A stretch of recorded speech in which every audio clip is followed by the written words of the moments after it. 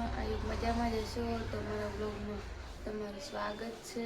તો ગાઈસ આજે દશામાનો ચોથો દિવસ, તો આપણે ધોઈને ફ્રેશ થઈ ગયા, કરીએ હવે દીવાબત્તી અને આરતીની તૈયારી કરીએ અને પછી કરશું આરતી। તો કમેન્ટમાં જય દશામાં લખી દેજો। તો આજે તો થઈ ગયા 4 દિવસ, ફટાફટ 4 દાડા ગયા કંઈ ખબર ય ના પડી। જો બધું દીવો કરી નાખ્યો હોય, બધા આરતીના પૈસા આવેલા હે એ આની આપણે પ્રસાદી લઈ લઈશું। હવે કરી નાખીએ આરતી।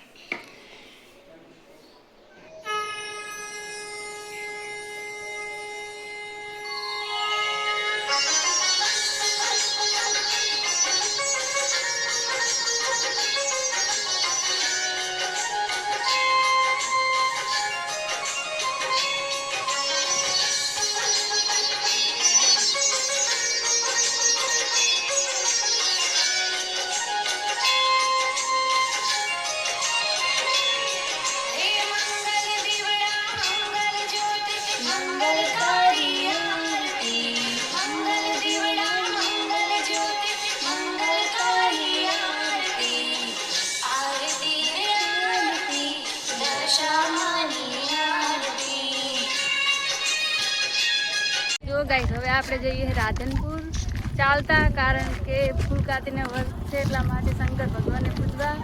જો આ બધાને વર્ત છે એટલા માટે ચાલતા જાય છે। તો આખી અમારી ટીમ છે। તો હવે રાધનપુર से ચાલતા જઈશું, તો બ્લોગમાં બન્યા રહેજો। આજ તો ચાલતું જવાનું છે।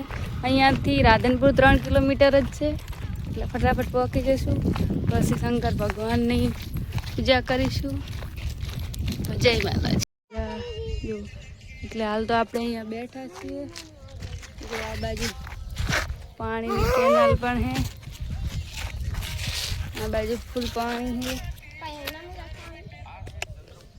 અને હાલ આપણે અહીંયા બેઠા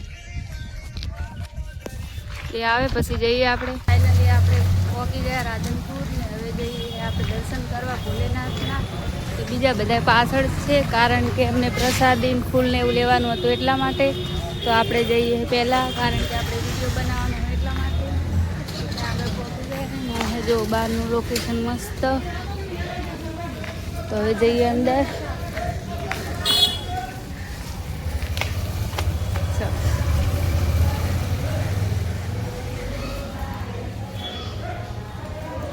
આ મંદિરનું લોકેશન, આ બાજુ ચાલુ હતા। હવે જઈએ આપણે ત્યાં આગળ।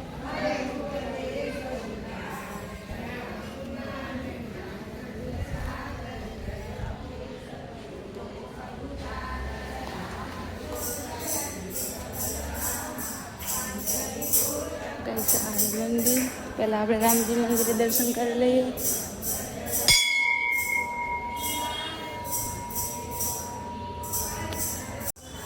જો ગાઈસ આ ભોલેનાથનું મંદિર, તો કમેન્ટમાં જય ભોલેનાથ લખી નાખજો।